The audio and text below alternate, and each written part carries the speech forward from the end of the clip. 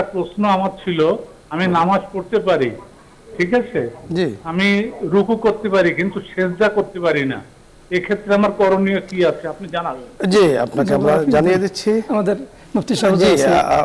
চমৎকার একটি প্রশ্ন করেছেন। আপনি যে প্রশ্নটি করেছেন খুব খেয়াল করে শুনতে থাকুন। যে আপনি দাঁড়াতে পারেন, রুকুতে আপনি দিতে পারেন, অর্থাৎ রুকু পর্যন্ত ঝুঁকতে পারেন, এরপরে সেজদায় গিয়ে আপনি আর হয়তোবা মাজা ঝুঁকাতে পারেন না। এখানে মনে রাখতে হবে যে মাজাটা আপনি কেন ঝুঁকাতে পারেন না। আপনার যে বডিতে আছে, বডিতে দুই ধরনের যন্ত্র আল্লাহ পাক আমাদের দিয়েছেন। এটা হলো নি জয়েন্ট, আর একটা হলো হিপ জয়েন্ট। দুই পাশে দুটো জয়েন্ট আছে। আর একটা হলো মাজায়। মাজায় এই পরিমাণ রগ আল্লাহ পাক স্থাপন করেছেন। আল্লাহ তাআলা কোরআনে বলেছেন, ফি আনফুসিকুম আফালা তুবসিরুন, যে তোমার ভেতরে এত যন্ত্রপাতি আমি দিয়েছি, তুমি কি দেখো না? আপনি দেখবেন যে পরতে পরতে বাধা এইভাবে মাজার মধ্যে আল্লাহ তাআলা ফিট করেছেন। কোনো একটা রগ যদি এদিক সেদিক হয়ে যায় তখনই মাজা ব্যথা হয় বা এসে একটা রগের উপর একটা রগ উঠে গেলে এগুলো পরীক্ষা নিরীক্ষা ধরা খায়।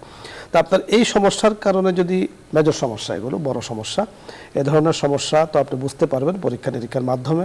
এ ধরনের সমস্যা যদি হয়ে থাকে তাহলে আপনি চেয়ারে দাঁড়াবেন। এটা হলো নামাজের মধ্যে সর্বোত্তম রকন।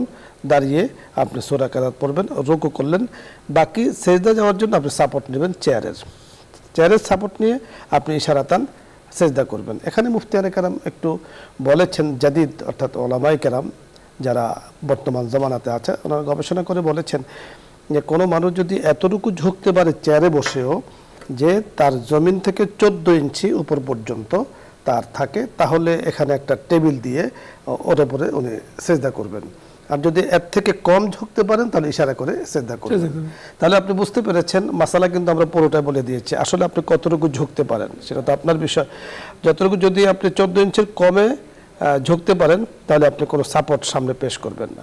14 ইঞ্চির কমে যদি আপনি ঝুঁকতে, আর যদি আপনি একেবারে ভালোই ঝুঁকতে পারেন বা বেশি ঝুঁকতে পারেন না, তো সেক্ষেত্রে আপনার সাপোর্ট দরকার না, আপনি ইশারা করে নামাজ পড়বেন।